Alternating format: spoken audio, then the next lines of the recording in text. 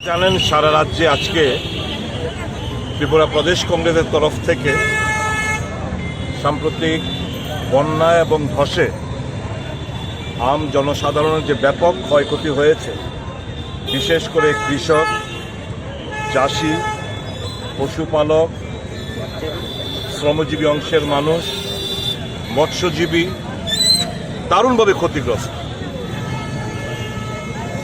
Double ইঞ্জিনের সরকার আমরা প্রায়ই শুনি। এই ডাবল ইঞ্জিনের সরকার যে প্রধান সরকার, কেন্দ্রীয় সরকার, আজকের তারিখ পর্যন্ত এক নয়া পয়সা বন্যা ক্ষতিগ্রস্তদের স্বার্থে রাজ্য সরকারকে দেয়নি। এতেই বোঝা যায় ত্রিপুরা নিয়ে কতটা উদাস। ত্রিপুরার মানুষ মারা যাচ্ছে না খেয়ে, বন্যায় দারুণভাবে ক্ষতিগ্রস্ত। গন্ডাছড়ায় পুজো নেই, বাংলাদেশে পুজো হচ্ছে না, আমরা খুবই নিন্দা জানাই। কিন্তু আমার রাজ্যে গন্ডাছড়ায় পুজো হচ্ছে না, এ নিয়ে বলার কেউ নেই। আমার রাজ্যে কৃষক, মৎস্যজীবী, চাষিরা নিদারুণ কষ্টের মধ্যে রয়েছে, তাদের কথা শোনার কেউ নেই। কংগ্রেস এই সমস্ত মানুষের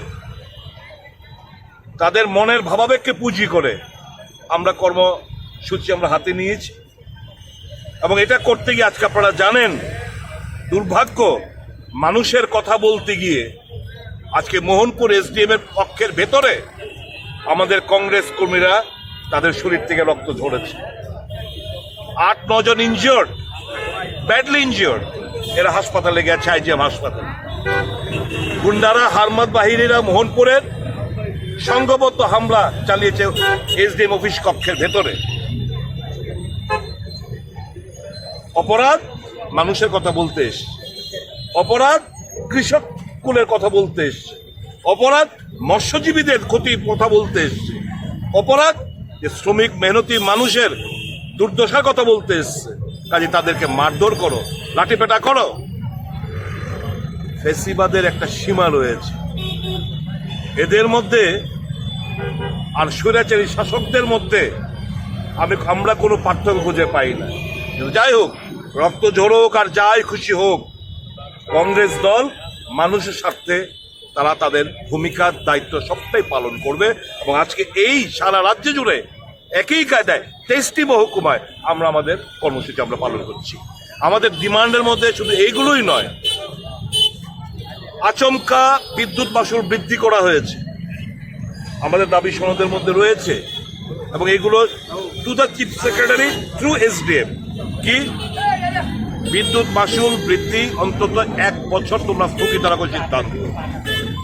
বিদ্যাজ্যোতি প্রকল্পের যে টাকা, এটা প্রত্যাহার করো। মানুষের অবস্থা অর্থনৈতিক ভেঙে পড়েছে ত্রিপুরা রাজ্যে। অর্থনৈতিক চাঙ্গা করতে গেলে মানুষের কাছে টাকা পৌঁছতে হবে, সে রাস্তাটা খোঁজার চেষ্টা করছি আমরা। এই দাবিগুলো নিয়ে আমাদের আন্দোলন।